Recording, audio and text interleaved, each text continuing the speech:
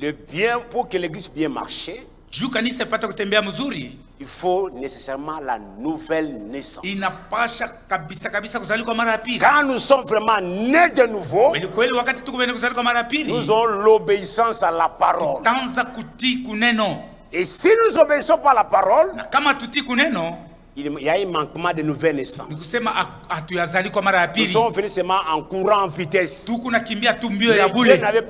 n'a jamais fait son œuvre dans ton cœur. Il faut chercher la présence de Dieu dans ton cœur. Alors cela va te changer. Nous continuons. Écoutez ce qu'il dit en bas. Si vous ne pouvez pas dire du bien de quelqu'un, alors ne parlez pas du tout. Souvenez-vous, Dieu vous tiendra pour responsable.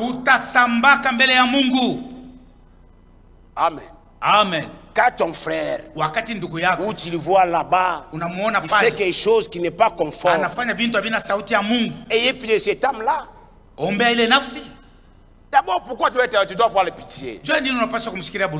Lui, il est déjà mort. Mais toi, tu es vivant. C'est le vivant qui va aller relever les morts. Comme nous étions morts. Et Jésus est venu donner la vie. C'est comme ça l'église doit faire pour son prochain. Quand ton frère aille dans le mal, comprenez, il est déjà perdu. Qu'est-ce qu'il faut faire? Il faut faire l'œuvre de Jésus-Christ. Allez vers lui dans la main. Prends-lui. Dis frère, venez. Venez. Là où tu es, ce n'est pas ta place. Ta place est ici. Satan se cherche pour te détruire. Mais retournez à ta maison. Et n'oublie pas, celui qui ramène une âme égarée, Dieu lui accorde encore beaucoup de miséricorde. Parce que le jugement est sans miséricorde, mais le miséricorde obtient le jugement. Je dis, avec les miséricordieux, Dieu vous accordera aussi la grâce. Amen. Amen. C'est pourquoi il faut être miséricordieux. Et apprenez à pardonner. Si nous lisons ici, toujours dans Matthieu, dans Matthieu, Luc 17 plutôt, d'abord. Nous sommes Luka 17. Luc 17. Luka 17.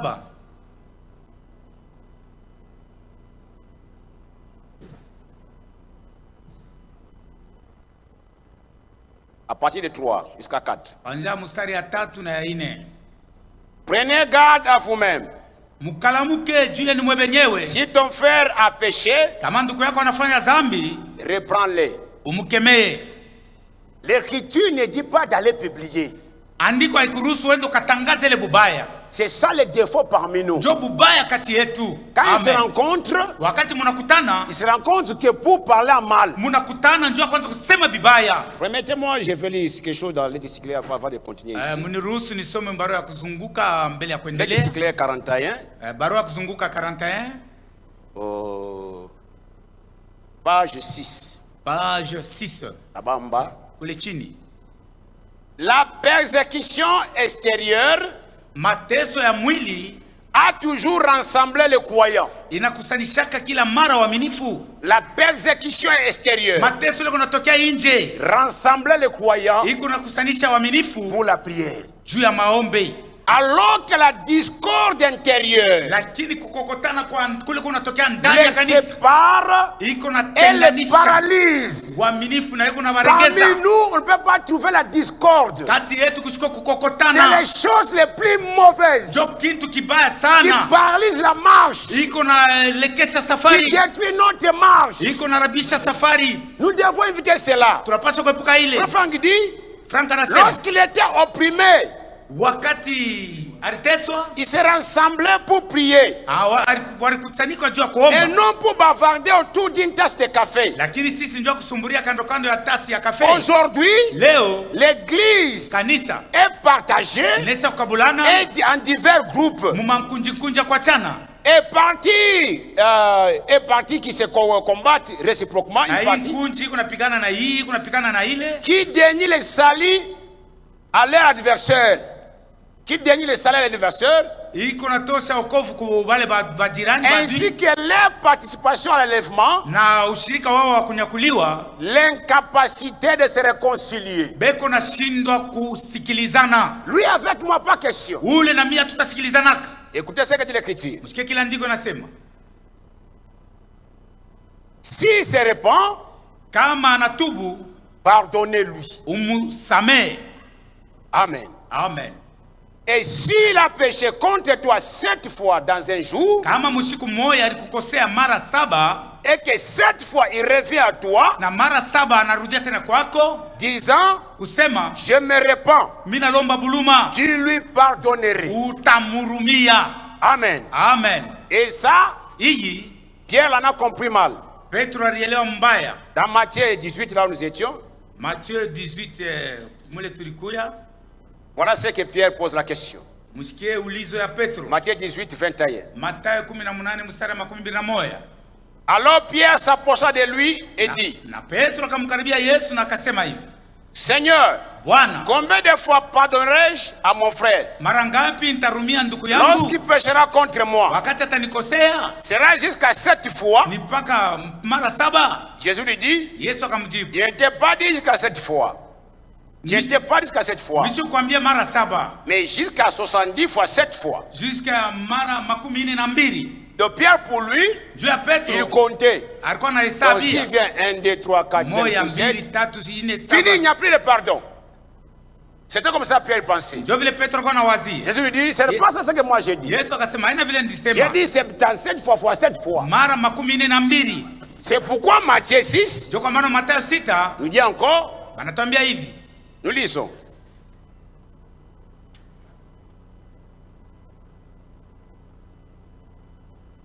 Matthieu 6 à partir de 12. Matthieu 6 Pardonnez-nous nos offenses, comme nous aussi nous pardonnons ceux qui nous ont offensés. C'est conditionnel. Si tu veux que Dieu te pardonne tes péchés, tu dois commencer à pardonner les autres.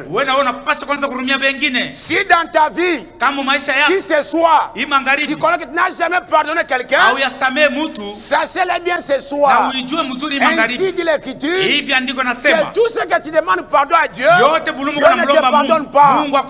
Parce que toi, tu refuses les autres le pardon. Écoutez ce qu'il dit maintenant. À 14. Si vous pardonnez aux hommes leurs offenses, votre Père Céleste vous pardonnera aussi. Mais si vous ne pardonnez pas aux hommes, votre Père ne pardonnera non plus vos offenses. Nous sommes obligés de pardonner. C'est la loi de Dieu. Et si nous pardonnons, et quand nous aussi nous demandons Dieu pardonne-moi, Dieu aussi va te pardonner. C'est pourquoi j'ai dit, va vers ton frère. Ce n'est pas ton ennemi. Même dans l'Ancien Testament, dans Deutéronome 23, à partir de 13, l'Écriture dit ceci. Tu auras parmi ton bagage un instrument dont tu te serviras pour faire un creux et recouvrir tes excréments quand tu voudras aller dehors. Car l'Éternel ton Dieu marchera au milieu de ton camp pour te protéger, pour livrer tes ennemis devant toi. Ton camp devra donc être saint,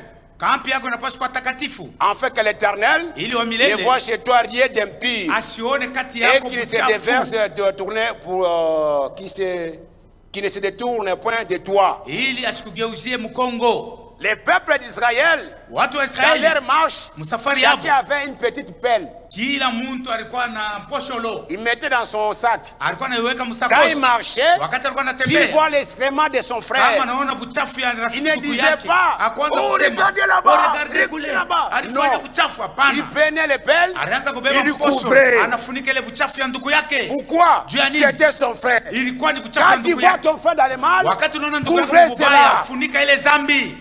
Amen. Amen. Quand on dit couvrir, je vais bien expliquer cela. Pour que vous n'entendez pas bien. C'est pas dire que non, toi tu es vraiment mon ami.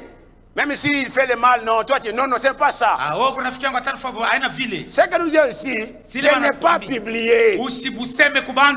Quand tu vois ton frère dans le mal, va vers lui, parle-lui, regrette-lui. Voilà ce que tu dois faire, mon frère. Si la sœur vivait avec un païen, qui lui dit ce n'est pas chez nous comme ça, c'est une mauvaise vie, arrêtez cela.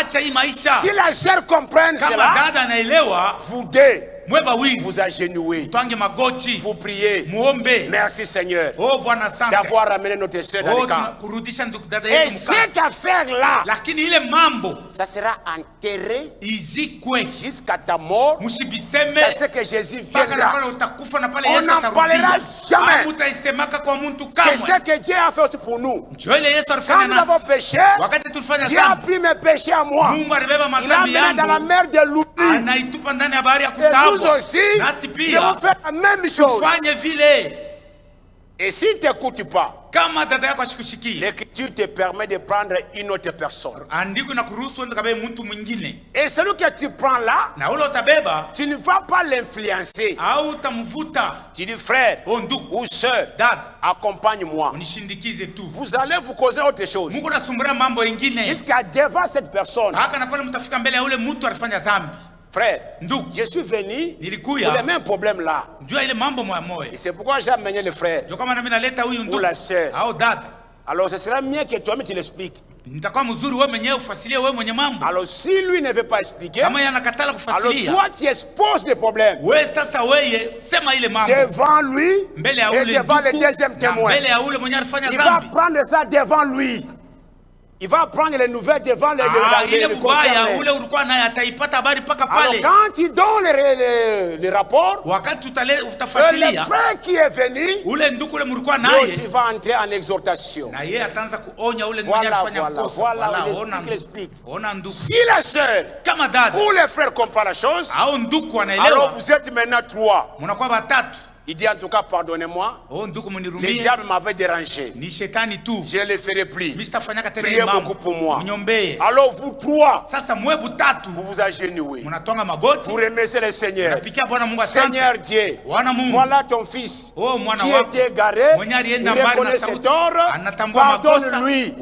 Et Dieu va pardonner. Et cette affaire-là sera enterrée jusqu'à votre mort, jusqu'à ce que Jésus viendra. C'est ça la parole de Dieu. Parce qu'il a été dit, veillez les uns sur les autres. C'est ça le problème, c'est ça qui nous a été donné. Ce n'est pas seulement le pasteur qui fait sur nous. Même le pasteur, Dieu veut aussi sur lui. Dieu qui fait sur le pasteur, Dieu fait sur toi. C'est pourquoi nous veillons les uns sur les autres. Ce n'est pas les gens qui fait sur nous. Quand ils sont dans leur maison, est-ce qu'ils voient nos maisons? Ils ne voient pas ça. Mais Dieu nous voit. C'est pourquoi nous sommes tous au travail, les uns et les autres. Amen. De cette manière-là, l'Église va marcher de progrès en progrès. Il n'y aura pas des embûches. Mais aujourd'hui, si l'Église a des problèmes, parce que la discorde est entrée. Avec le téléphone, il y a le mépris. Les gens ne se considèrent plus. Parmi nous, on s'insulte. Parmi nous, on se rejette. Dans la maison de Dieu, on ne se bouscule pas. Nous marchons dans une marche parfaite. C'est une marche parfaite. C'est comme ça la maison de Dieu. On ne se bouscule pas.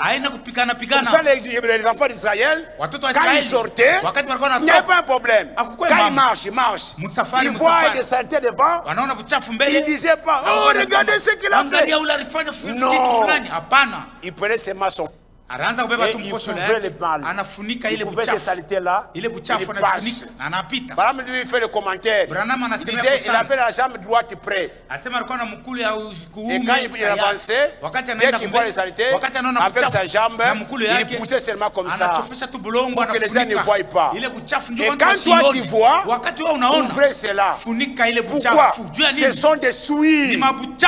Il faut éviter les souillures entre l'église.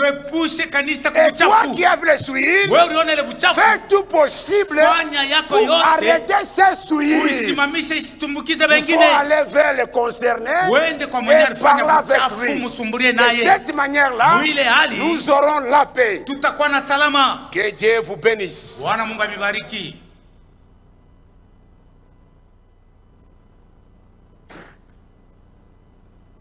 Voilà, nous entendons un cantique. Waya itatusomea wimbo.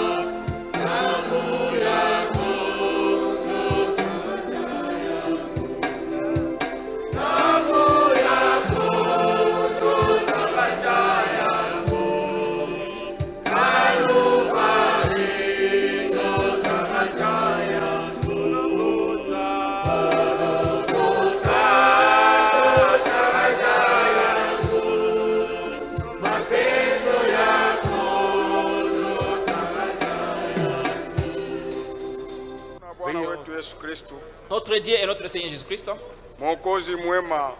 le bon sauveur, le bon Dieu, le Seigneur d'amour. Nous te disons merci notre Dieu. Nous manquons même de termes pour t'honorer, pour te glorifier. Regardez combien tu viens de réveiller notre conscience. De plusieurs manières on parlait à mal de nos frères et sœurs. Au lieu de les suivre, d'aller vers lui, mais on parlait ça au travers du téléphone, on parlait à mal des autres. Et dans ces comportements, tu as vu chacun de nous. C'est pourquoi tu es venu nous réprimander. Et comme tu nous as réprimandé, c'est pour que nous nous corrigeons.